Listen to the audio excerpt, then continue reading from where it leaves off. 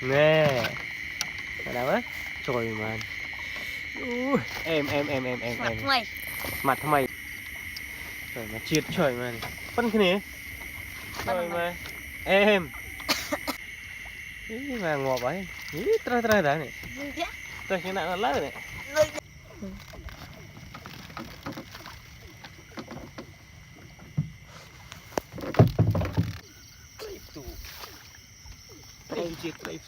Gì đó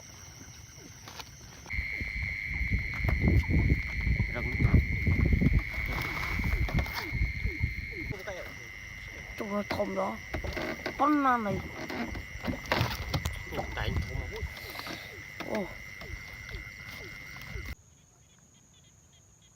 Susu đây con đó cái này bằng cái này màu đạm và cay đấy mà lòng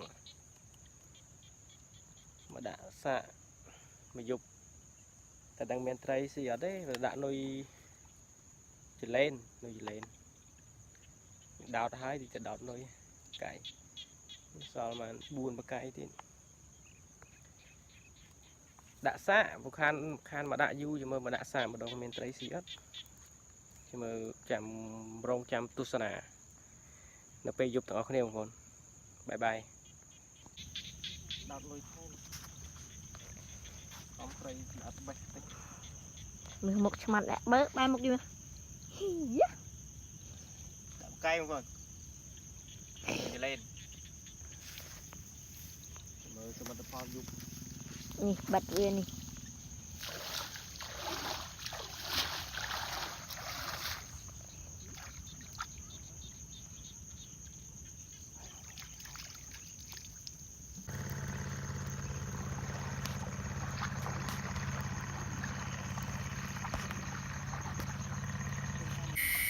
chỗ muối và trai dương nở ở đó này đọc sân mua cho đánh mượn cái này sân cái này chọp này sân đấy tôi chứ đọc này sân cạch ở đây nhà này chọp ở đó sân ý tụi mấy áo không nói nữa nè ở đâu á trời mà em mặt mày trời mà vốn ơi này bản mũi này bị đánh một đi đó ô chưa đánh một này lại độ mê không mà mình nhang rồi đạp mình sân chào mình đạp mình rồi mà fly này lỗ hoặc fly này nói nữa ông đọ tập phun thế nào đọ tập phun xem rồi mà em ôi nhà đánh mướt à nó bòi tập cun bòi tập còng dân rồi không chắp đi lột này lớn quá đọ thằng cây mất em trời mà triệt trời mà phân cái này trời mà em con mây trời mà con mày đã không có rong hết đọ thằng cây tới bên ngồi bên khu đã đọ em đòn mây về mía nhà một người mưa ở đây nuôi vào đây thôi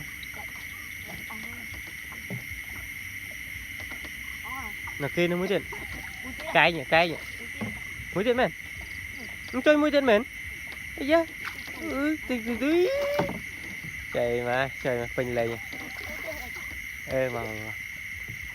trời mà mình gần nát áo nè nuôi đấy mình gần nát à nuôi trời mà trời tiền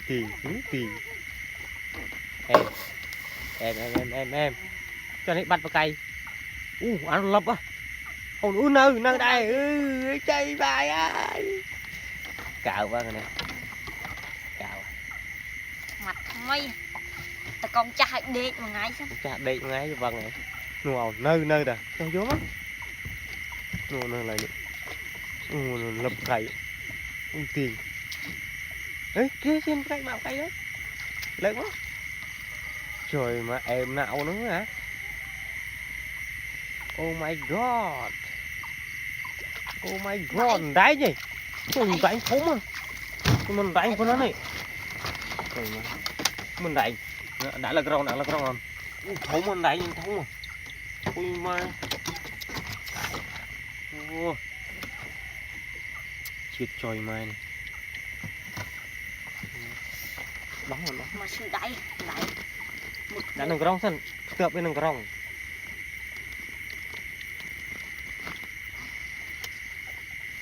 Để mà đã nội đây mình sẽ thiếu đó nè. Ủa mà là con trai bay hồi rồi. Ở trong đó tôi là nghỉ.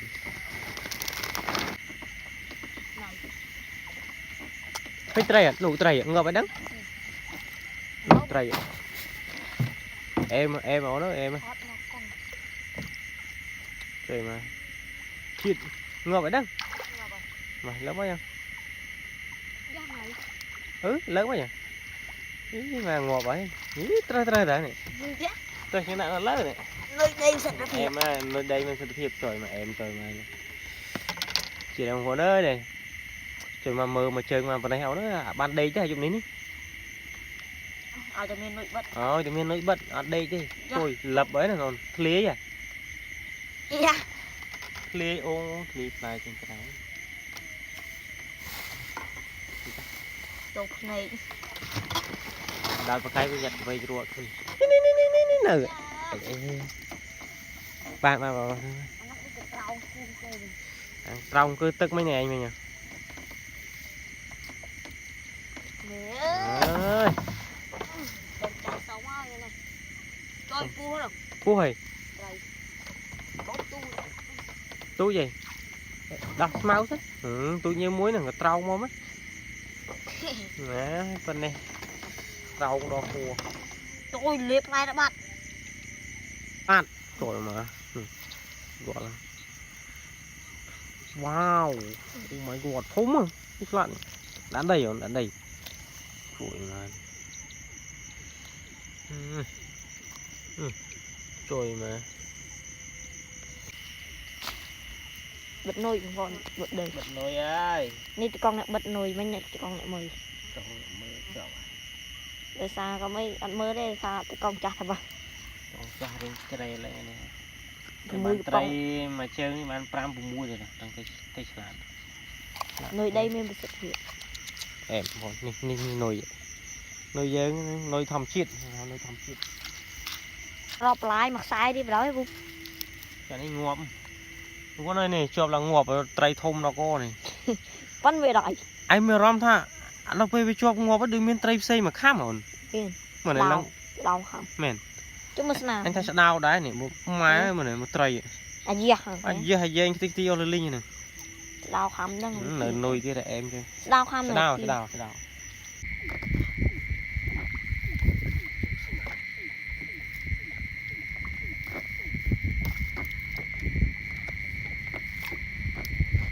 Đây ngon.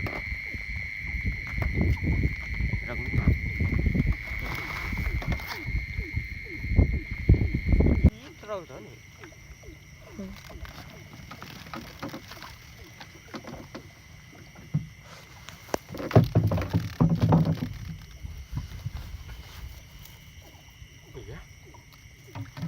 Đừng ra múc á.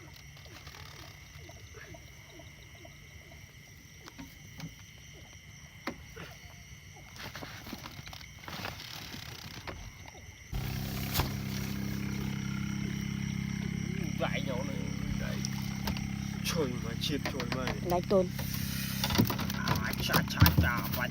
Chà à. À bật thịt. Trời mà ông ơi. Đã đây này, nó rồi. Ở đây đỏ. Như có cây đã tỏ. Một sài cả láng này. Đây lăng này, tao bán bên đây họ đây lăng. Cục này tinh.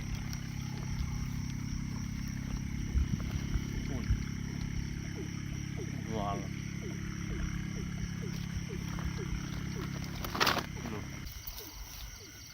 Tụ. Đây chiếc đây tụ. Cái gì đó.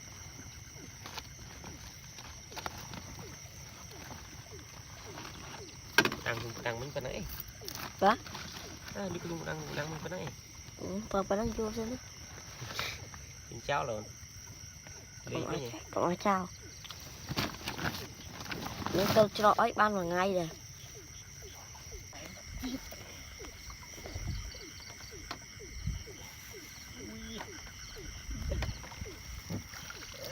vui đồng lọc có họ này một tên này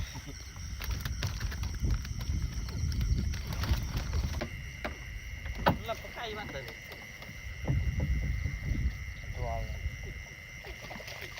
tủ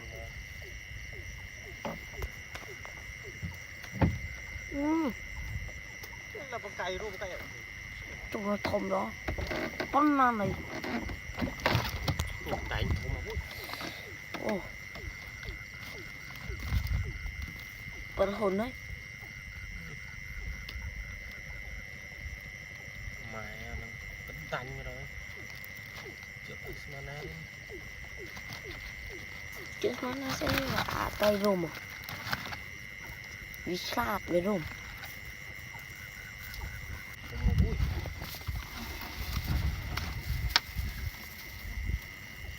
đọt chênh lẹp đọt huyền chất thông phân tu sạc còn mà ông tụt mà rô phơi nó bắt cây ăn tray muối mà này này có ai tin cho bạn mình phol luôn bạn trào lẽ cứ xăm rô bay dù mình đã pro cái này play chong có rong bên tai ta cái đào tật lụa tật ngọ lên lại tray nó tại như sao mà tại nó đi lát mùi em